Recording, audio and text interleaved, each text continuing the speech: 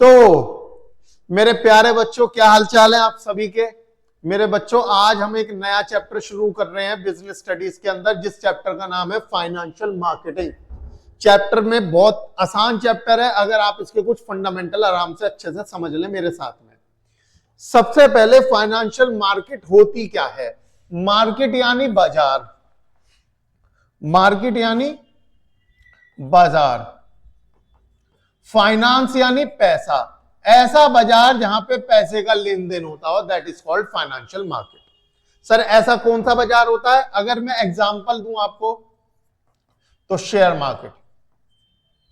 Share market में क्या होता है, आप पैसा लगाते हो, शेयर खरीदते हो, जब आपको बेचने होते हैं आप शेयर मार्केट में उस शेयर को बेच देते हो, पैसा अपना वापसी ले लेते हो। तो ऐसा बाजार जहां पे पैसों का लेन देन होता हो, जहां पे पैसे से कुछ क्या खरीदी जाती हो, फाइनेंशियल एसेट खरीदी जाती हो और बेची जाती हो, ऐसे बाजार को बोला जाता है फाइनेंशियल मार्केट। अब फाइनेंशियल एसेट क्या होती है, इसके एग्जांपल बेटा शेयर्स हो गए, डिबेंचर्स हो गए, बॉन्ड्स हो गए, एटसेट्रा एटसेट्रा, इनको बोलते हैं बेटा हम क्या, फाइनेंशियल एसेट। तो आइए पढ़े फाइनेंशियल मार्केट क्या होता है। Financial market is a market, ये एक मार्केट है for the creation and exchange, जहां पे आप क्रिएट करते हो और एक्सचेंज करते हो, किसका, फाइनेंशियल एसेट का, यानी जहां पे आप शेयर खरीदते हो और बेचते हो। इट परफॉर्म 4 मेन फंक्शन, यहां पे 4 काम होते हैं। सबसे पहले आता है allocation function. Allocate fund on financial market means mobilisation of saving and channelising them into most productive uses. मैं आसान भाषा में बताऊं तो इसका मतलब ये होता है कि आपका पैसा जो बैंक में लगा हुआ था, उसे बैंक में ना लगा के शेयर मार्केट में लगा दिया गया। तो इससे ये हुआ कि आपको 2 पैसे फालतू कमाई होगी। अगर आपको तमीज आ गई, अगर आपको अकल आ गई शेयर मार्केट में पैसा लगाने की, तो आप और ज्यादा कमा सकते हो, बैंक से कितना भी ब्याज मिल जाएगा। दूसरी बात, ये पैसा किसकी जेब में जाएगा, कंपनीज की जेब में जाएगा। तो कंपनीज को पैसा मिल गया और वो कंपनी क्या करेंगी इस पैसे को वो लगाएगी अपनी कंपनी के अंदर, जिसमें वो गुड्स एंड सर्विसेज बनाएगी। गुड्स एंड सर्विसेज बनाएगी तो क्या होगा, देश का जीडीपी बढ़ेगा। तो सब देखो, सब चीजें कितनी जुड़ी हुई हैं कि आपका एक पैसा देश की जीडीपी बढ़ाने में कितना बड़ा योगदान दे सकता है। तो एलोकेशन ऑफ फंड, ठीक है। दूसरा, ये बस समझने के लिए, ठीक है, जो याद करना बता दूंगा। Financial market facilitate price discovery for financial asset. देखो, फाइनेंशियल एसेट यानी दिमाग में रखना शेयर्स, फाइनेंशियल मार्केट यानी शेयर मार्केट। शेयर मार्केट में ही तो शेयर के भाव डिसाइड होते हैं कि ये शेयर कितने का होना चाहिए, कितने का नहीं होना चाहिए। तो share market facilitate price discovery, ये मदद करती है प्राइस कितना होना चाहिए उसको सेट करने में, ठीक है। Next, financial market provide liquidity. Liquidity का मतलब क्या होता है कि आपने शेयर खरीदा है, आप उसे बेचना चाहो तो बेच के उसको पैसों में वापसी कन्वर्ट करवा सकते हो। तो लिक्विडिटी आपको मिलती है। सोचो ये बाजार ही ना होता, ये मार्केट ही ना होती शेयर मार्केट, और आपने वैसी, फिर आप कैसे बेच पाते कोई शेयर वगैरह। तो लिक्विडिटी प्रोवाइड करता है।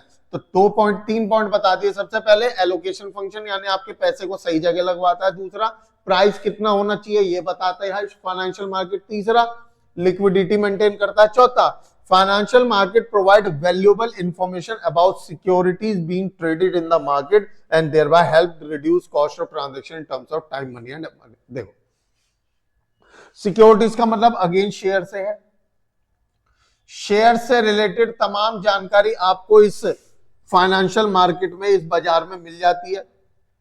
आपको अलग से कोई गूगल करने की जरूरत नहीं पड़ती है। तो इससे आपका समय बचता है, पैसा बचता है, एफर्ट्स बचते हैं, ठीक है। तो ये 4 पॉइंट है, थोड़ा सा बस ये रटने मत बैठ जाना, सिर्फ जो वर्ड मैं मार्क कर रहा हूं उसे याद करिएगा। एक है एलोकेशन फंक्शन, एक है प्राइस डिस्कवरी, एक है लिक्विडिटी, और एक क्या है बेटा, वैल्यूएबल इंफॉर्मेशन प्रोवाइड होती है। इसको दिमाग में रखिएगा। ज्यादा से ज्यादा अगर पूछा तो एमसीक्यू में कवर करेगा, लॉन्ग क्वेश्चन नहीं बनाएगा आपके पास में। आगे आ जाओ, टाइप्स ऑफ फाइनेंशियल मार्केट। अब समझो मेरी बात को, कोई भी कंपनी होती है उसको पैसा चाहिए होता है, ठीक है। पैसा 2 प्रकार का होता है, एक होता है जो छोटे समय के लिए लिया जाता है, एक पैसा होता है जो लंबे समय के लिए लिया जाता है। लंबे समय के लिए, जब आप पैसा छोटे समय के लिए ले रहे हो, यानी छोटे समय का मतलब हो गया 1 साल, 1 साल के लिए पैसा उधार लिया है आपने किसी से और 1 साल में आप उसको चुका भी दोगे। जब आप 1 साल के लिए पैसा उधार लेते हो तो that is called money market. और जब आप पैसा लंबे समय के लिए उधार लेते हो तो that is called capital market.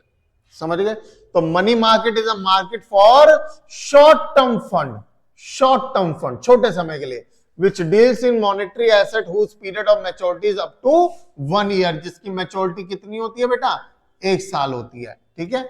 Money market instrument are close substitute for money. ठीक है, छोड़ो ये लाइन, बस चलो दिमाग में रख लेना, क्या पता है एग्जामिनर कहां खेल जाए हमसे। कैपिटल मार्केट क्या होती है? Capital market refers to facilitate and institutional arrangement through which medium, ये है मेन बात, medium and long term fund, यानी छोटे समय के लिए, अब पहले देखो छोटे नहीं, लंबे समय के लिए और मीडियम समय के लिए। अब सर ये मीडियम समय कितना होता है? देखो मेरी बात सुनना, 1 साल तक कहलाता है बेटा 1 year short term, up to 1 year. 1 साल से लेकर के 5 साल तक के लिए कहलाता है मीडियम, और 5 साल से लेकर के 20 साल तक का कहलाता है बेटा लॉन्ग टर्म। ठीक है मेरे बच्चे, याद रखना। तो आप अगर मीडियम टर्म या लॉन्ग टर्म के लिए पैसा उठा रहे हो तो that is called capital market, और अगर आप छोटे समय के लिए पैसा उठा रहे हो तो that is called money market. आगे चलते हैं। अब इन दोनों में डिफरेंस क्या होता है? तो सबसे पहले पार्टिसिपेंट का मतलब होता है कि यहाँ पे पार्टिसिपेंट का मतलब यह है मनी मार्केट के थ्रू कौन कौन पैसा उठाता है। सिर्फ कंपनियां नहीं उठाती, और भी लोग उठाते हैं, जैसे आरबीआई उठाती है। सर आरबीआई पैसा उठा रही है? यस। फाइनेंशियल इंस्टीट्यूशंस जैसे मुथूट फाइनेंस वगैरह है ना, बैंक्स पैसा उठाते हैं, कॉर्पोरेट यानी कंपनीज पैसा उठाती है, याद रखिएगा। द पार्टिसिपेंट आर, यहाँ पे पार्टिसिपेंट कौन कौन होते हैं? Again financial institution, banks, corporate company हो गई, foreign investor and retail investor. Retail investor यानी हम और आप, ठीक है ना, यहाँ पैसा लगाना करना हम सब कर सकते हैं। इंस्ट्रूमेंट की बात करें तो इंस्ट्रूमेंट ट्रेडेड आर, यहाँ पे क्या क्या चीजें खरीदी बेची जाती है, नाम याद रख लो बस, ये रटने मत बैठ जाना difference. Treasury bill, commercial paper, ये सिलेबस से डिलीटेड है इसकी एक्सप्लेनेशन, सर्टिफिकेट ऑफ डिपॉजिट, ठीक है, कॉल मनी, एक्सेट्रा एक्सेट्रा, ये नाम याद रखिएगा। ये सब किसके अंदर आते हैं? मनी मार्केट में आते हैं। इसके अंदर कौन कौन से इंस्ट्रूमेंट आते हैं? एक आता है शेयर्स, एक आता है डिवेंचर, ये आपने सुनी रखा है बहुत अच्छे से अकाउंट्स के अंदर भी, शेयर डिवेंचर, एक और याद रखिएगा बॉन्ड्स। इन्वेस्टमेंट की बात करें, इंपॉर्टेंट है, इन्वेस्टमेंट की बात करें, इन्वेस्टमेंट आउटले का मतलब है कि पैसा ज्यादा किस में लगता है बेटा, इसमें पैसा ज्यादा लगता है। क्योंकि अगर मैं एक बात करूं ना आपसे, ट्रेजरी बिल, ये एक ट्रेजरी बिल एक कागज का टुकड़ा होता है, ये अकेला एक कागज का टुकड़ा 25,000 रुपए का होता है मिनिमम। तो इसमें जो है पैसा ज्यादा लगता है, इसमें पैसा कम लगता है। क्योंकि आपको पता होगा जैसे इसमें शेयर्स आते हैं, शेयर कितने का होता है? 2 रुपए का भी होता है, 10 रुपए का भी होता है ना। तो इसमें पैसा कम लगता है, इसमें पैसा ज्यादा लगता है, याद रखिएगा। ड्यूरेशन, इसकी ड्यूरेशन होती है 1 साल की, और इसकी ड्यूरेशन कितनी होती है? 1 साल से ज्यादा की। ओके सर जी, आगे चलते हैं। लिक्विडिटी की बात करें तो इसके अंदर हाई डिग्री ऑफ लिक्विडिटी होती है, यानी आप इसको एनी टाइम बेच सकते हो, आराम से बिक जाता है, कोई दिक्कत नहीं है। ये भी लिक्विड ही होते हैं, ये भी लिक्विड होते हैं, शेयर भी आप जब मर्जी बेच सकते हो, लेकिन ये मनी मार्केट के मुकाबले कम लिक्विड होते हैं, but less liquid than money market. याद रखिएगा, इनके ऊपर आपसे क्वेश्चन बन सकता है, ठीक है। सेफ्टी की बात करें तो भैया ये थोड़े ज्यादा सेफ होते हैं, ज्यादा सेफर होते हैं, ये थोड़े से रिस्कियर होते हैं, ठीक है बेटा। आगे बात करें, रिटर्न की बात करें तो भैया जब ये रिस्की ज्यादा है तो रिटर्न भी इसमें ज्यादा ही होगी, ये सेफ ज्यादा है तो इसमें रिटर्न कम होगी। तो इसलिए देखिए क्या लिखा है, लेस रिटर्न। आपने डायलॉग सुना है ना, जहां रिस्क है वहीं इश्क है, तो यहाँ रिस्क है तो कमाई भी ज्यादा है, या तो बल्ले बल्ले होगी या पैसे घुसेंगे, ठीक है ना। तो यहाँ पर अर्निंग थोड़ी ज्यादा होती है, हाई रिटर्न्स होती है बेटा, बेटर रिटर्न्स। जितना आपको मैं डब्बे में मार्क कर रहा हूं उतना आप दिमाग में रखिएगा, पेपर में एमसीक्यू फंस सकते हैं, हाई चांसेस हैं। ये सब आप नहीं पढ़ेंगे, ये आप रहने दीजिए, छोड़ दीजिए इसको। Types of capital market, capital market भूले तो नहीं हो, जहां पे हम मीडियम टर्म या लॉन्ग टर्म के लिए पैसा उठाते हैं, ठीक है। अब ये समझ लो चैप्टर थोड़ा सा अब अपना रंग दिखाना शुरू कर रहा है। कैपिटल मार्केट के अंदर दो प्रकार की मार्केट आती है बेटे। एक आती है बच्चे प्राइमरी और एक आती है बेटा सेकेंडरी। सेकेंडरी को ऐसे याद रखो, सेकंड हैंड, यहां पर सेकंड हैंड शेयर डिबेंचर बेचे खरीदे जाते हैं, और यहां पर प्राइमरी में फर्स्ट हैंड शेयर डिबेंचर खरीदे बेचे जाते हैं। सर थोड़ा सा एक्सप्लेन करो इसको, करते हैं। अभी सुनो, देखो होता क्या है, ये है कंपनी,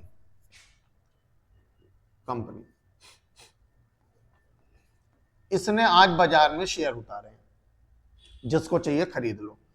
इस व्यक्ति ने शेयर खरीद लिए, इसने खरीदे, इसका नाम है राम ने शेयर खरीद लिए। इसने डायरेक्टली कंपनी से खरीदे, बिल्कुल ताजा ताजा नया नया शेयर है। हाँ सर जी बिल्कुल, this is called primary market. अब एक बंदा था जिसका नाम था मोहन ने ये वाला शेयर राम से खरीदा है। किससे खरीदा है बेटा? राम से खरीदा है, यानी इनने सेकंड हैंड माल खरीदा है। इसको बोलेंगे बेटा secondary market. This is called secondary market. ये वाला पैसा राम की जेब में जाएगा, कंपनी की जेब में नहीं जाएगा। तो कंपनी की जेब में जाता है फर्स्ट हैंड वाला पैसा, यानी प्राइमरी मार्केट वाला। याद रहेगी, आइए पढ़ें। तो प्राइमरी मार्केट क्या होती है? It deals with new securities, नए शेयर, सिक्योरिटी यानी shares, new share being issued for the first time. और सेकेंडरी मार्केट क्या होती है? It is a market for purchase and sale of existing security, यानी सेकेंड हैंड। एक बार जो ऑलरेडी बिक चुकी है वही दोबारा किसी और को बेची जा रही है, पुराना माल है। ठीक है, ये फर्स्ट हैंड, ये सेकेंड हैंड। आगे चलो, अगर मैं इनके डिफरेंसेस की बात करूं तो देखिए क्या डिफरेंसेस है, यहां पे क्या होता है? It involve issue of security bye new company, कोई नई कंपनी शेयर बेच रही होगी, या अगर कोई पुरानी कंपनी भी होगी तो उसने शेयर अभी नए नए उतारे होंगे बाजार के अंदर। यानी दोनों ही केस में शेयर तो नए हो गए ना। समझो कोई कंपनी ही नहीं है तब तो उसके शेयर, मतलब कोई कंपनी न्यू है तो उसके शेयर भी न्यू है।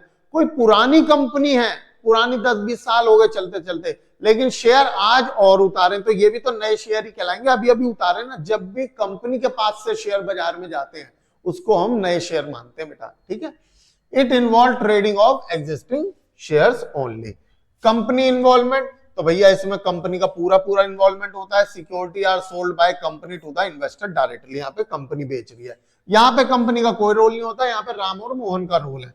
Security are exchange between investor के बीच में शेयर खरीदे बेचे जाते हैं। Company is not involve at all, company का कोई रोल नहीं है। Capital formation, it directly promote capital formation. Capital formation का मतलब समझो, ये पैसा किसके पास जाता है? कंपनी के पास जाता है, ये वाला प्राइमरी मार्केट वाला, तो इससे कंपनी में कैपिटल आती है। ये सेकेंडरी मार्केट वाला पैसा कंपनी की जेब में तो जा नहीं रहा, तो इससे कोई कैपिटल डायरेक्टली प्रमोट नहीं हो रही है। It indirectly promote capital formation. याद रखना, ये डायरेक्टली प्रमोट करता है, ये इनडायरेक्टली प्रमोट करता है। यहां पे सिर्फ आप बाइंग करते हो, बिल्कुल ये पॉइंट आपके पॉइंट ऑफ व्यू से बोला गया है। आप सिर्फ बाय कर सकते हो प्राइमरी मार्केट में, सेल नहीं करोगे। सेल करोगे तो आप तो फिर सेकेंडरी मार्केट में आ गए। यानी कि ये बंदा सिर्फ बाय कर सकता है, सेल नहीं करेगा। सेल करते तो फिर ये सेकेंडरी मार्केट हो गई। इसलिए यहां लिखा है only buying of security take place, और ये इंपॉर्टेंट पॉइंट है। और यहाँ पे बेटा both buying and selling of security take place. Price determination, तो यहां कौन प्राइस सेट करता है कि ये शेयर कितना में बिकेगा? तो भैया इसमें कंपनी सेट करती है अपना मन मर्जी। और यहाँ पे बाजार के हिसाब से, बाजार में जो भी उसके भाव चल रहे होंगे, जो भी डिमांड सप्लाई चल रही होगी उसके हिसाब से prices are determined by the forces of demand and supply of securities. ठीक है, लोकेशन की बात करें तो इसकी कोई फिक्स्ड ज्योग्राफिकल लोकेशन नहीं होती है, इसकी थोड़ी सी ज्योग्राफिकल लोकेशन होती है। मैंने इन पॉइंट्स के ऊपर बहुत सारी एमसीक्यूज देखे हुए हैं एग्जाम्स के अंदर, तो थोड़ा सा इसको ध्यान से, अगर आप मन से सुनेंगे तो चीजें याद हो जाएंगी, क्योंकि आप रिलेट करके पढ़ोगे उसको। और रटोगे तो फिर तो एग्जाम से एक दिन पहले भी रटना ही पड़ेगा बेटा। अब लीव आगे चलो, स्टॉक एक्सचेंज पे आ जाइए। स्टॉक एक्सचेंज क्या है? Stock exchange is an institution, ये एक इंस्टीट्यूशन है which provide a platform for purchase and sale of securities. देखो मेरी बात समझो, आप हो राम, कोई एक बंदा है श्याम, ना आप एक दूसरे को जानते, मतलब आप एक दूसरे को जानते नहीं हो, फिर ये कैसे व्यापार हो रहा है कि हम अपने शेयर बेच रहे हैं, कोई खरीद रहा है, वो बेच रहा है, हम खरीद रहे हैं, हमें पता भी नहीं कोई कोई सामने वाला है कौन। तो बीच में कोई बंदा बैठा हुआ है, कंपनी बैठी हुई है जिसका नाम है स्टॉक एक्सचेंज। याद रखिए इतनी बात, क्या बोलते हैं बेटा इसको, स्टॉक एक्सचेंज। तो ये दोनों बंदे जो है ना स्टॉक एक्सचेंज से बात करते हैं। स्टॉक एक्सचेंज से ये कहता है मुझे बेचना है, ये कहता है मुझे खरीदना है, स्टॉक एक्सचेंज हमारी आपस में डील करवा देता है। हम एक दूसरे को नहीं जानते हैं, हम तो स्टॉक एक्सचेंज को जानते हैं। तो स्टॉक एक्सचेंज क्या है? Stock exchange is an institution which provide a platform, जो क्या प्रोवाइड कर रही है, प्लेटफॉर्म प्रोवाइड कर रही है, काहे के लिए, purchase and sale of security, खरीदने और बेचने के लिए शेयर्स को। ठीक है, इसके फंक्शंस क्या होते हैं, इसके काम, इसके ये क्या क्या काम करती है? तो सबसे पहले ये लिक्विडिटी प्रोवाइड करती है, बिल्कुल सही बात है, अगर यही ना हो तो शेयर खरीदे बेचे ही नहीं जाएंगे, सीधी बात है। ये मार्केट प्रोवाइड करती है, यानी बाजार, ये अपने आप में एक बाजार है जहां पे कोई खरीदने वाला आ रहा है, कोई बेचने वाला आ रहा है, तो ऐसी जगह को बाजार ही बोलते हैं। तो ये लिक्विडिटी प्रोवाइड करती है और मार्केटेबिलिटी प्रोवाइड करती है। दूसरा, किस शेयर को क्या भाव होना चाहिए, इसका प्राइस सेट करने में कहा किसका रोल होता है, इसी का रोल होता है, स्टॉक एक्सचेंज का रोल होता है। क्योंकि स्टॉक एक्सचेंज के बाद समझो हो क्या रहा है, कुछ बंदे वो हैं जो डिमांड कर रहे हैं, कुछ बंदे वो हैं जो सप्लाई कर रहे हैं। तो इसको सब पता है कितने डिमांड आ रही है, कितनी सप्लाई आ रही है, तो इसके आधार पर प्राइस भी सेट यही करता है। Next, safety of transaction. यार आप समझो, रोज लाखों करोड़ों रुपए का व्यापार होता है, रोज लाखों करोड़ों रुपए के शेयर खरीदे बेचे जाते हैं, और मजे की बात, हम और आप एक दूसरे को जानते तक नहीं है, फिर भी इतने बड़े पैमाने पे खरीद फरोख्त होती है। तो कोई तो बीच में बैठा हुआ है, स्टॉक एक्सचेंज। तो क्या स्टॉक एक्सचेंज ने सेफ्टी नहीं बना रखी होगी? क्या उसकी कोई जिम्मेदारी नहीं होगी कि ट्रांजैक्शन सेफ रहे, किसी के साथ धोखाधड़ी ना हो? यस, तो ये भी एक स्टॉक एक्सचेंज का फंक्शन होता है, सेफ्टी ऑफ ट्रांजैक्शंस।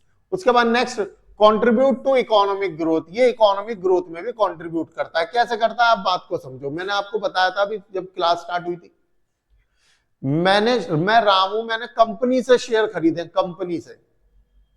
तो उस कंपनी उस पैसे का क्या करेगी सर जी, वो अपने कंपनी में लगाएगी, देश का जीडीपी बढ़ाएगी, देश को ग्रो करवाएगी। या और सोचो, मैं ये कंपनी से शेयर खरीद कैसे पाया? क्योंकि बीच में स्टॉक एक्सचेंज बैठा हुआ था। यानी मैं क्या कह सकता हूं, स्टॉक एक्सचेंज कहीं ना कहीं कंट्री को ग्रो करवाने में एक रोल प्ले कर रहा है। बिल्कुल सही। तो क्या पॉइंट है बेटा, कंट्रीब्यूट टू इकोनॉमिक ग्रोथ। दूसरा, स्प्रेडिंग ऑफ इक्विटी कल्ट। आओ इसे पढ़ें। The stock exchange play a vital role in ensuring wider share ownership by regulating new issue, better trading practices and taking effective step in educating the public about investment। देखो मेरी बात समझो, spreading of equity cult का मतलब समझो।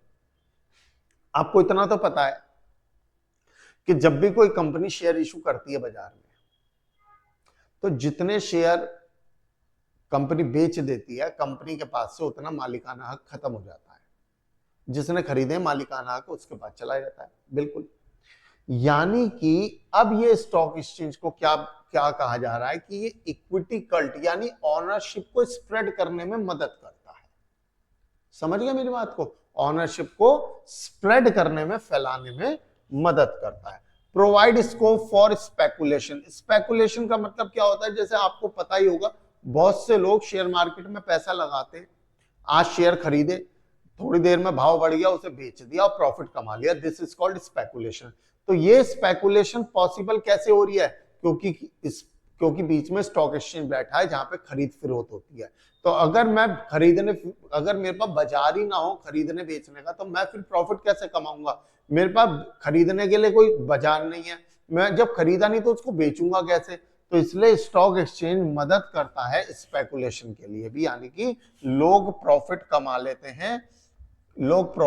लेते हैं, bye कैसे? By buying and selling of shares,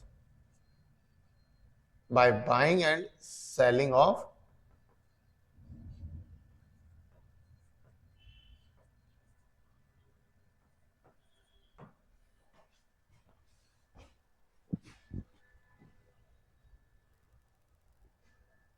अब एक डीमैटेरियलाइजेशन होता है। डीमैटेरियलाइजेशन क्या होता है बेटा, थोड़ा नॉलेज के लिए सुन लो बस। ऐसा है बेटा, अब तो शेयर जो खरीदे बेचे जाते हैं ना, बड़ा सिंपल हो गया है। क्या सिंपल हो गया सर जी? जैसे आपके बैंक अकाउंट में पैसे पड़े हुए होते हैं ना, ऐसे ही अब एक अकाउंट खोला जाता है, डीमेट अकाउंट, जिसके अंदर शेयर्स को रखा जाता है। पहले ये अकाउंट नहीं हुआ करते थे। पहले जब आप शेयर खरीदते थे तो जैसे प्रॉपर्टी के कागज नहीं मिलते हैं आज, ऐसे ही आपको शेयर्स मिल जाते थे। उस पर आपके नाम लिखा होता था, सब कुछ होता था, किस कंपनी का सब लिखा होता था। अब कई बार क्या होता था, हमने तिजोरी में रख दिया, कहीं रख दिया, चूहे काट गए, दीमक लग गई, बड़ी दिक्कत होती थी। फिर इतने कागज संभाल के रखना, खो ना जाए, 10 टेंशन थी। अब इन सब टेंशनों को दूर कर दिया गया और कॉन्सेप्ट लाया गया बेटा डीमैटेरियलाइजेशन का। डीमैटेरियलाइजेशन का मतलब क्या होता है, थोड़ा सा समझ लो। Dematerialisation is a process where security held by the investor, security यानी शेयर्स, जो शेयर्स इन्वेस्टर के पास थे इन द फिजिकल फॉर्म, यानी कागज की फॉर्म में थे, आर कैंसिल्ड, उन्हें तो कैंसिल किया गया, and investor is given an electronic entry. अब आपके पास सब काम ऑनलाइन हो गया है, और number, so that he can hold as an electronic balance in an account, ताकि वो उस तरीके से उस शेयर्स को भी होल्ड कर सके जैसे हम अपने अकाउंट में पैसे होल्ड करते हैं। ठीक है बेटा, ओके सर जी, आगे चलो। डिपॉजिटरी क्या होता है, ये सिर्फ नॉलेज के लिए बता रहा हूं, थोड़ा सा जानने के लिए, आपके लिए जरूरी है, ये आपके लिए जरूरी है, इंपॉर्टेंट बातें तो अभी आने वाली हैं। चलो, डिपॉजिटरी क्या होता है, just like a bank keep money in safe custody for customer, जैसे हमारा पैसा बैंक अपनी कस्टडी में रखता है, a depository also like a bank and keep security in electronic form on behalf of investor. ऐसे ही देखो, ऐसे समझो, एक बैंक है जो हमारा पैसा सेव करके रखता है अपने पास, ऐसे ही बैंक की जगह यहां डिपॉजिटरी है जो हमारा शेयर सेव करके रखती है। आसान भाषा तो ये है, 100 बातों की एक बात, समझ गए? पक्का? जैसे हमें किसी बैंक के पास अकाउंट खुलवाना होता है, ऐसे हम किसी डिपॉजिटरी के पास भी अकाउंट खुलवाते हैं। जैसे आप बहुत सारे ऐड देखते होंगे, एंजल वन करके आता है, जेरोधा करके आता है ना, तो इनके पास हम अपना अकाउंट खुलवाते हैं। इनका काम ये होता है कि आपके शेयर्स की रखवाली करना, और इनको डिपॉजिटरी बोलते हैं। In India there are 2 depository, मतलब इनको तो ब्रोकर बोलते हैं, जिसको मैंने बोला था। ये डिपॉजिटरी 2 है, एक है एनएसडीएल और एक है बेटा सीडीएसएल। नाम याद रखना, नेशनल सिक्योरिटी डिपॉजिटरी लिमिटेड और central depository services limited. Both depository interact with the investor through intermediaries called depository participant. जो मैंने आपको बोला था उनको बोलते हैं डिपॉजिटरी पार्टिसिपेंट। अब मैं क्रक्स बता देता हूं, एक है डिपॉजिटरी, एक है डिपॉजिटरी पार्टिसिपेंट, दोनों अलग अलग है। मतलब ये समझ लो, ये पापा है, ये बेटा है, ये पापा है, ये बेटा है बेटा। ये 2 होते हैं, एक एनएसडीएल, एक सीडीएसएल। ठीक है, इसके अंदर बहुत आते हैं, मैं धीरे धीरे आपको बताता जाऊंगा। समझ गए बात को? आप पापा बेटे के नाम से थोड़ा सा याद रखिएगा। अब ये है थोड़ा सा इंपॉर्टेंट, इसके आगे के सारा चैप्टर ऐसा है जिसमें बड़े क्वेश्चन बनने की पूरे चांसेस है, जिसमें एक तो बहुत ही लाजमी सा क्वेश्चन है, फंक्शन ऑफ सेवी। फंक्शन ऑफ सेवी तो बहुत बार पूछा जा चुका है, आइए पढ़ लेते हैं पहले स्टॉक कि आखिर ऐसा कैसे होता है, हम शेयर्स को कैसे खरीदते या बेचते हैं। तो उसका सबसे पहला स्टेप होता है बेटा सिलेक्शन ऑफ ब्रोकर। देखिए, कोई भी आपको शेयर खरीदने या बेचने तो आप डायरेक्टली नहीं कर सकते। चलो पिक्चर पूरी समझो, देखो ये हो आप, आपके ऊपर है स्टॉक एक्सचेंज, और स्टॉक एक्सचेंज के भी ऊपर है सेबी। सेबी जो सब पे नजर रखती है, सब पे, इस पे भी रखेगी, 10 लोगों पे, सब पे यही रखेगी। तो सेबी ने एक नियम बना रखा है कि कोई भी व्यक्ति अगर शेयर मार्केट में पैसा लगाना चाहता है, कुछ भी खरीदना बेचना चाहता है, शेयर कोई भी खरीदना बेचना चाहता है, तो वो डायरेक्टली नहीं कर सकता, he has to go through a broker.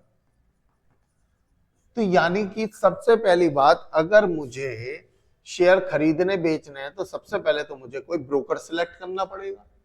तो पहला स्टेप क्या आया बेटा, सिलेक्शन ऑफ ब्रोकर। मैं उस ब्रोकर के पास जाऊंगा, उसके पास जाकर के, देखो साफ लिखा है, investor can approach SEBI broker, उसको वो किसके पास जाएगा, ऐसे वैसे ब्रोकर के पास नहीं जाएगा, सेबी के ब्रोकर के पास जाना पड़ेगा हमारे को, जिसको सेबी ने लाइसेंस दे रखा है ये काम करने का, ठीक है। हम उसके पास जाएंगे, हम उसके पास जाकर के अपना अकाउंट खुलवाएंगे, उसके पास क्या खुलवाएंगे बेटा, एक अकाउंट खुलवाएंगे, ठीक है। उस बदले में हम उसको अपना पैन नंबर देंगे, तभी वो हमारा अकाउंट खोलेगा, ठीक है। और जो भी वो डिटेल मांगेगा हमसे, हमारा बैंक अकाउंट नंबर मांगेगा, कितने पढ़े लिखे हो, शादीशुदा हो, इंडियन हो, एनआरआई हो, क्या हो क्या नहीं है। तो सबसे पहले हमने एक ब्रोकर सेलेक्ट कर लिया।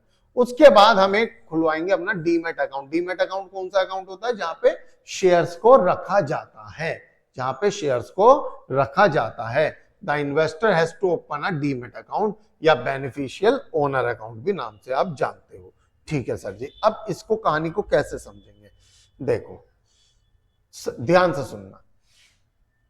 ये आप हो, मैं याद करवा रहा हूं सारे स्टेप। ये आप हो, आप गए एक दुकान में, इस दुकान का नाम है ब्रोकर। फिर एक गए इस दुकान में, इस दुकान का नाम है बेटा, जहां पे आप अपना क्या खुलवाओगे, जहां पे आप अपना क्या खुलवाओगे बेटा, आप अपना डीमैट अकाउंट खुलवाओगे, ठीक है।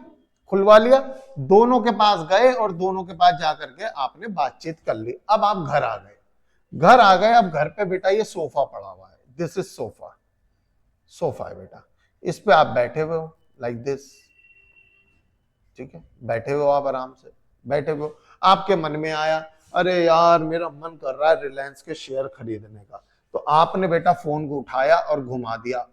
आप फोन किसको करोगे बताओ, आप फोन किसको करोगे, सर जी ब्रोकर को करेंगे, क्योंकि ब्रोकर ही है जिसके थ्रू हमें खरीदना बेचना है। तो थर्ड पॉइंट क्या आ गया मेरे बच्चे, थर्ड पॉइंट क्या आ गया, ब्रोकर वाला आ गया। देखो जल्दी, कहां गया वो, ये रहा, प्लेसिंग एन ऑर्डर। हमने एक ऑर्डर प्लेस कर दिया। अब उस ऑर्डर के अंदर, हमें उसको ब्रोकर को क्या क्या बताना होता है, हमें इस ब्रोकर को ये बताना, कहां गया, हमें इस ब्रोकर को क्या क्या बताना होता है, हमें इस ब्रोकर को बताना होता है, हाँ भाई एक काम कर, हमने इसको बोला, हाँ भाई सुन, रिलायंस कंपनी के 1000 शेयर खरीद ले, अगर 90 रुपए में मिल रहे हो तो। कितने में मिल रहे हो, 90 रुपए में मिल रहे हो, 90 रुपए में मिल रहे हो तो शेयर खरीद ले। ये कहेगा जी बाबूजी, जी बाबूजी। अब क्या करेगा, अभी तो ये तो आपने प्राइस डाला है ना कि मैं इतने में खरीदने में इंटरेस्टेड हूं, कोई सामने वाला होना भी तो चाहिए जो बेचने के लिए तैयार हो इस भाव पे। तो अब ब्रोकर का क्या काम होगा, वो क्या करेगा, ध्यान से सुनो, अगला पॉइंट क्या है, आपने उसको ऑर्डर दे दिया, अब वो क्या करेगा, आपका ये रहा, मैच करेगा ऑर्डर। वो क्या करेगा बेटा, ऑर्डर को मैच करेगा जाकर के स्टॉक एक्सचेंज की वेबसाइट पे, कि कोई ऐसा बंदा भी है क्या जो रिलायंस के 100 शेयर, 1000 शेयर जितने भी थे उसको बेचने को तैयार हो 90 रुपए के आसपास कोई भाव में, समझ गए। तो वो आपका अपने आपको क्या करेगा, broker then will go online, वो ऑनलाइन जाएगा and match the share and price, और जितने आपने शेयर मांगे हैं और जिस भाव पे मांगे हैं उस भाव पे चेक करेगा कोई बेचने वाला है या नहीं है। अगर कोई ऐसा टकरा गया बंदा, अब आपका ऑर्डर हो जाएगा बेटा एग्जीक्यूट, यानी आपका ऑर्डर लग गया, आपने जो मांगा था मिल गया है, तो बदले में स्टॉक एक्सचेंज से क्या आएगा, मैसेज आएगा ब्रोकर के पास। देखो कहानी ध्यान से सुनो, ध्यान से सुनो, दोबारा हो इस पे। आपने ब्रोकर को फोन मारा था, याद करा, प्लेसिंग ऑफ ऑर्डर। ब्रोकर ने क्या करा था, अपने आप को कनेक्ट करा, अपने आप को कनेक्ट करा, किसके साथ कनेक्ट करा, स्टॉक एक्सचेंज के साथ कनेक्ट करा। ऑनलाइन गया ये, स्टॉक एक्सचेंज से कनेक्ट करा, क्योंकि स्टॉक एक्सचेंज के पास तो सारी जानकारी है। स्टॉक एक्सचेंज से पूछा, स्टॉक एक्सचेंज कोई है बंदा जो शेयर, रिलायंस के शेयर 1000 शेयर बेच रहा हो 90 रुपए के भाव पे। अगर ऐसा कोई बंदा टकरा गया तो तुरंत आपका ऑर्डर एग्जीक्यूट हो जाएगा, यानी आपका ऑर्डर लग गया है। ये बात का मैसेज स्टॉक एक्सचेंज से किसके पास आ जाएगा? ब्रोकर के पास आ जाएगा। हाँ भैया, जो तू मांग रहा है मेरे पास है। इसको बोलते हैं एग्जीक्यूट द ऑर्डर। आपका ऑर्डर लग चुका है, ऑर्डर लग चुका है, that is called execution of order. जैसे ही ऑर्डर लग जाएगा, जैसे ही ऑर्डर लग जाएगा, अब ब्रोकर क्या करेगा? ब्रोकर क्या करेगा बेटे? ये ब्रोकर आपको फोन मारेगा। अब इस ब्रोकर ने आपको फोन मारा, कहेगा हाँ भैया आपका ऑर्डर लग गया है, 24 घंटे के अंदर अंदर, 24 आवर्स के अंदर अंदर ये आपको एक कॉन्ट्रैक्ट नोट भेजेगा, जिसके अंदर तमाम डिटेल होगी कि हमने आपके कितने शेयर, किस भाव पे, किस समय, किस तारीख पे खरीदे हैं, और मेरा खुद का क्या ब्रोकरेज चार्जेस होगा। ये सब कुछ एक कॉन्ट्रैक्ट नोट में लिख करके इसको ईमेल कर दिया जाएगा, यानी आपको ईमेल कर दिया जाएगा, ठीक है। और आपसे कह दिया जाएगा कि भैया आपने जो मांगा था मिल रहा है, आप कृपा करके मुझे पैसे भेजो, आप मुझे पैसे भेजो, ताकि मैं वो पैसे आगे भेजूं और वहां से शेयर आ जाए और आपको मैं दे दूं। समझ गए मेरी बात को? तो आओ ये सब प्रोसीजर मैं आपको यहां दिखा भी देता हूं। देखो, आपका ऑर्डर लग गया था, उसने आपको कॉन्ट्रैक्ट नोट इशू कर दिया था। अब आपको क्या करना है? अब आपकी बारी है। अगर आपने शेयर खरीदे हैं तो आपको पेमेंट करनी पड़ेगी, और अगर शेयर बेचे हैं, बेचने वाली बात थी अगर, तो आपको शेयर्स की डिलीवरी देनी पड़ेगी। समझ गए बात को? और उसके बाद ये कब तक हो जाना चाहिए? ये कब तक हो जाना चाहिए बेटा? ये आपको कब तक कर देना है? पे इन डे तक। पे इन डे, अभी बताऊंगा पे इन डे क्या होता है। पे इन डे तक कर देना है, पढ़ लो। डिलीवरी ऑफ शेयर सोल्ड और payment of cash for the share bot is made on the pay in day. और उसके बाद हो जाएगी सेटलमेंट ऑफ डील। अब सेटलमेंट कैसे होती है, बात को समझिएगा। सेटलमेंट कैसे होती है? होता क्या है, आपने पैसे इसको भेज दिए, जैसे इसका फोन आया आपने इसको पैसे भेज दिए लेट से। अब ये पैसे भेजेगा स्टॉक एक्सचेंज को, ठीक है। यही सेम काम दूसरी साइड भी हो रहा होगा, बेचने वाला भी तो होगा कोई ना कोई, जिसने ये सब करा होगा। उसने अपने ब्रोकर को, ये सोफे पे बैठा है, उसने अपने ब्रोकर को फोन करा होगा, उस ब्रोकर ने अपने आप को स्टॉक एक्सचेंज से कनेक्ट करा होगा, वगैरह वगैरह। तो ये जो स्टॉक एक्सचेंज है बेटा, ये मेन है। ये क्या करता है मेरे बच्चे, ध्यान से सुनो, ये क्या कहानी खेलेगा? ये कहेगा हाँ भाई, ये स्टॉक एक्सचेंज इस ब्रोकर से कहेगा हाँ भाई तू मुझे पैसे भेज, और इस ब्रोकर, ये स्टॉक एक्सचेंज इस ब्रोकर से क्या कहेगा, हाँ भाई अपने मालिक से क्या मुझे शेयर भेज। जब ये आ जाएगा स्टॉक एक्सचेंज के पास, इधर से पैसे आ जाएंगे, इधर से शेयर आ जाएंगे। जब ये आ जाएंगे तब ये स्टॉक एक्सचेंज इसको ऐसे कर देगा। इसका मतलब क्या हुआ? ये जो पैसे आए थे यहां भेज देगा, और यहां से जो शेयर आए थे वो यहां भेज देगा। This is called settlement of deal. अभी मैं पूरा एक बार रिपीट करूंगा, चिंता मत करो, आपको एक कहानी की तरह याद करवाऊंगा इसको। Settlement of deal is made on the pay out day. अब पे आउट डे क्या होता है बेटा? पे आउट डे होता है T+2, यानी कि जैसे आज सोमवार है, सोमवार को ट्रेडिंग डे कहलाएगा, और उसमें 2 दिन और जोड़ दो, यानी मंगल बुध, यानी वेडनेसडे तक आपको ये सब काम कर देना है। अगर आपका आज ट्रेड लग गया है, आज आपने जो मांगा था वो मिल रहा है, तो बुधवार तक आपको हर हाल के अंदर अंदर अपने ब्रोकर को पैसे भेजने पड़ेंगे, और ब्रोकर आगे स्टॉक एक्सचेंज को पैसे भेजेगा, वरना तो डील कैंसिल हो जाएगी, पेनल्टी लगेगी, वो अलग। When the stock exchange will deliver the share or make the payment to the broker। आओ इस प्रोसीजर को एक बार दोबारा से समझ लेते हैं फास्ट तरीके से। ये आप हो, सोचना, थोड़ा याद करना क्या करा था। हम 2 दुकान में गए थे, एक दुकान थी ब्रोकर की, एक दुकान थी बेटा डीमेट अकाउंट खुलवाने की, डीमेट अकाउंट खुलवाने की। फिर आप घर आ गए थे और सोफे पे बैठ गए थे बेटे, ये सोफे पे आप बैठे हुए हो, आपको खुजली हुई, आपने कहा ऑर्डर मारता हूं, शेयर खरीदता हूं रिलायंस के। आपने फोन घुमाया था, किसको घुमाया था? ब्रोकर को। जैसे ही ब्रोकर को आपने अपनी कंडीशन बता दी, ब्रोकर ने अपने आप को कनेक्ट करा किसके साथ? स्टॉक एक्सचेंज के साथ, और आपका ऑर्डर मैच करने की कोशिश करी। अगर आपका ऑर्डर मैच हो गया तो स्टॉक एक्सचेंज के पास से ब्रोकर के पास मैसेज आया जाएगा कि तुम्हारे कस्टमर का मैंने ऑर्डर एग्जीक्यूट कर दिया है। जैसे ये मैसेज ब्रोकर के पास आएगा तो विद इन 24 घंटे ये आपको एक कॉन्ट्रैक्ट नोट भेजेगा, जिस कॉन्ट्रैक्ट नोट में तमाम जानकारी होगी कि आपको आपके ब्याह पे हमने शेयर खरीदने जो थे वो मिल गए हैं इस तारीख पे इस रेट पे वगैरह वगैरह। जैसे ही आपको कॉन्ट्रैक्ट नोट मिल जाता है, सही मायने में आपको तुरंत अपने ब्रोकर को पैसे भेज देने चाहिए। वो ये ब्रोकर किसको पैसे भेज देगा? स्टॉक एक्सचेंज से।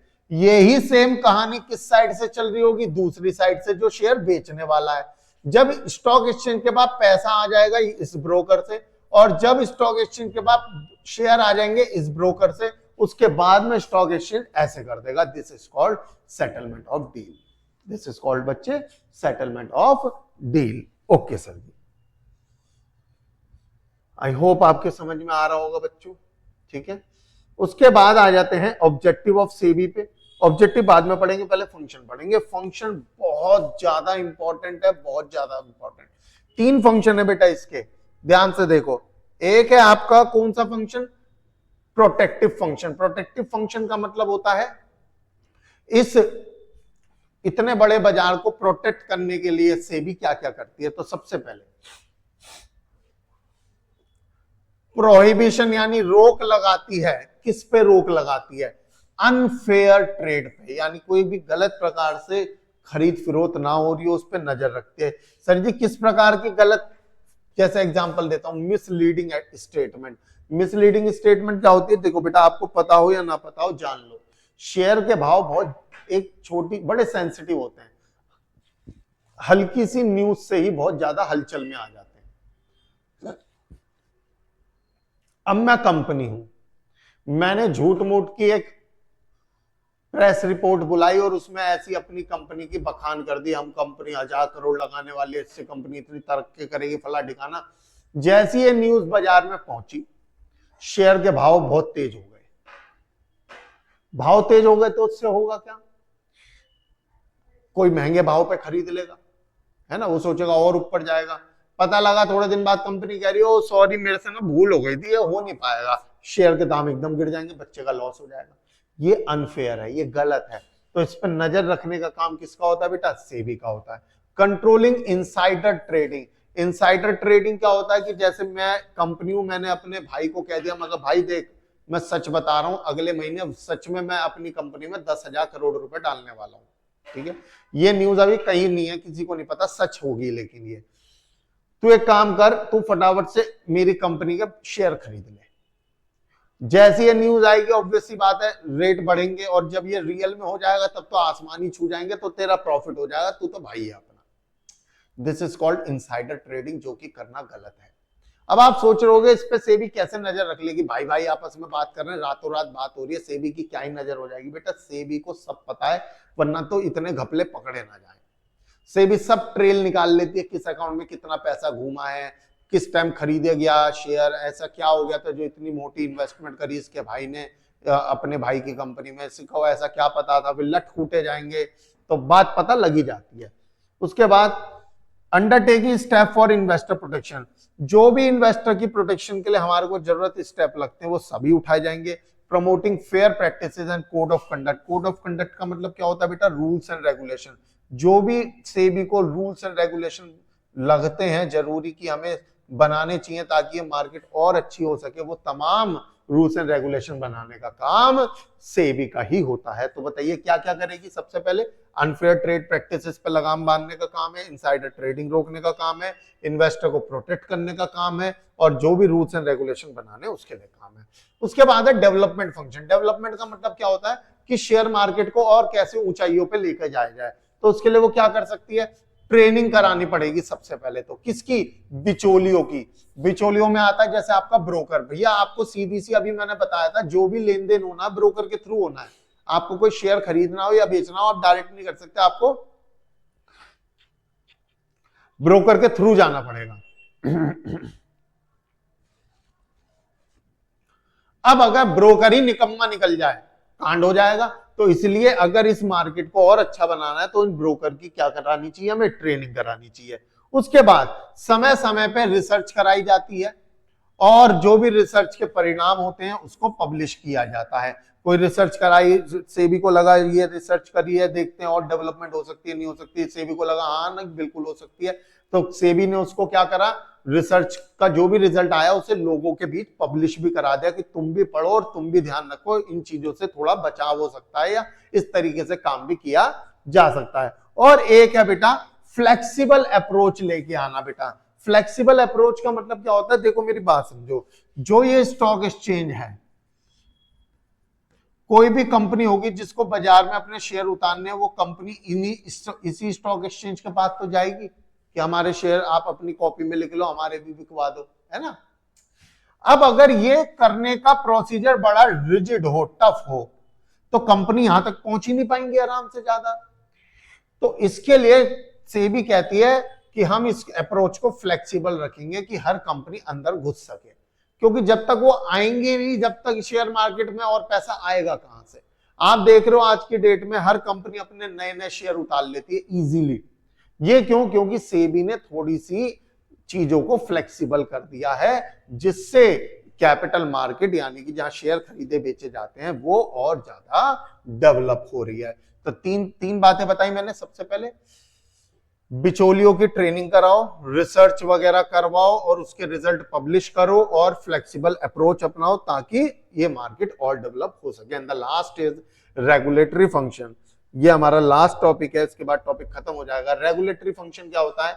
रेगुलेटरी का मतलब होता है चलाना। सेबी इस मार्केट को चलाने के लिए क्या क्या करती है? रजिस्ट्रेशन ऑफ ब्रोकर, सबसे पहले ब्रोकर का रजिस्ट्रेशन अपने हाथ से करती है, ठीक है। और भी जो भी प्लेयर इस मार्केट में खेल कूद रहे हैं, जो भी इस काम में लगे हुए हैं, सबका रजिस्ट्रेशन सेबी ही करती है। जो भी म्यूचुअल फंड कोई स्कीम बनाता है, आपने सुना होगा म्यूचुअल फंड सही है, म्यूचुअल फंड सही है, बहुत सारे ऐड आते हैं, है ना। तो इसके बारे में जो भी म्यूचुअल फंड स्कीम बनाता है उसका रजिस्ट्रेशन करने का काम भी किसका होता है? सेबी का होता है। तो सेबी क्या क्या कर रही है? सेबी रजिस्ट्रेशन कर रही है ब्रोकर का। सेबी क्या कर रही है? सेबी रजिस्ट्रेशन कर रही है म्यूचुअल फंड का। सेबी क्या कर रही है? सेबी कर रही है, मैं आपको बताता हूं, आप एक काम करो, ये वाला टेक ओवर बिड, ये बड़ा इंपॉर्टेंट है। जब भी एक कंपनी दूसरी कंपनी को टेक ओवर करती है तो उसमें सेबी की बहुत खास नजर रहती है। वो क्यों? आपने देखा होगा नीलामी होती है टीवी में, आपने कई बार मूवीज में देखा होगा, 2.5 करोड़ 1, 2.5 करोड़ 2, 2.5 करोड़ 3 सोल्ड, है ना, वो नीलामी होती है। अब क्या हुआ, मैं मान लो मैं अपनी कंपनी बेचने की इच्छा रख रहा हूं, मैंने अपने 4 दोस्तों को नीलामी में बिठा दिया, मगर भाई तुम सब ना अनजान होके बैठ जाना और बोली बढ़ाना, तुम 1 करोड़ बोलना, वो 1.5 बोलेगा, वो 2 बोलेगा, ऐसे करके बढ़ाना। कोई बाहर का आदमी तुमसे प्रभावित होके बोल देगा 5 करोड़, बस तुम चुप हो जाना, फिर कुछ मत बोलना, उसके तो उसका तो हो गया कांड। तो टेक ओवर जब कोई कंपनी एक दूसरी कंपनी को करती है, बेची जाती है, उस पे सेबी की बहुत खास नजर होती है। उसके बाद में ये जो बिचौलिए हैं यानी ब्रोकर हैं, ये कहीं घपला तो नहीं कर रहे, या स्टॉक एक्सचेंज खुद ही तो घपले में नहीं लग गई है? इसकी जांच पड़ताल के लिए सेबी इनकी क्या करा सकती है बेटा? इंस्पेक्शन करा सकती है, इंक्वायरी बिठा सकती है, इनके अकाउंट्स का ऑडिट करा सकती है। ऑडिट का मतलब होता है उनके अकाउंट्स की जांच पड़ताल कराना कि इन्होंने कोई झूठ वूठ तो नहीं लिख रखा है, ठीक है। उसके बाद लिवाइंग फीस, कोई फीस वगैरह लगाना, चार्जेस वगैरह लगाना, जो भी सेबी को लगता है कि हमें लगाने चाहिए वो लगाती है। उसके बाद बस इतने पॉइंट बहुत है, दैट्स इनफ। जितने पॉइंट मार्क कर रहा हूं इतने कर जाना, बहुत है ये, ठीक है ना बेटा। ये रहा 5 पॉइंट है। तो मेरे बच्चों, ये सेबी के फंक्शन सबसे ज्यादा इंपॉर्टेंट हैं बड़े क्वेश्चनों में आने के लिए। 3 फंक्शन है, प्रोटेक्टिव, डेवलपमेंट, रेगुलेटरी। इनमें से कोई एक फंक्शन पेपर में अटकता जरूर है, बाकी चैप्टर एमसीक्यू में कवर कर देता है। इस तरीके से वो खेलता है। तो मैं उम्मीद करता हूं ये चैप्टर आपको थोड़ा सा समझ में और बेहतर तरीके से आया होगा। तो मिलते हैं बच्चों अगली क्लास में किसी नए चैप्टर के साथ। See you in the next class, take care, good bye, Radhe Radhe बच्चों।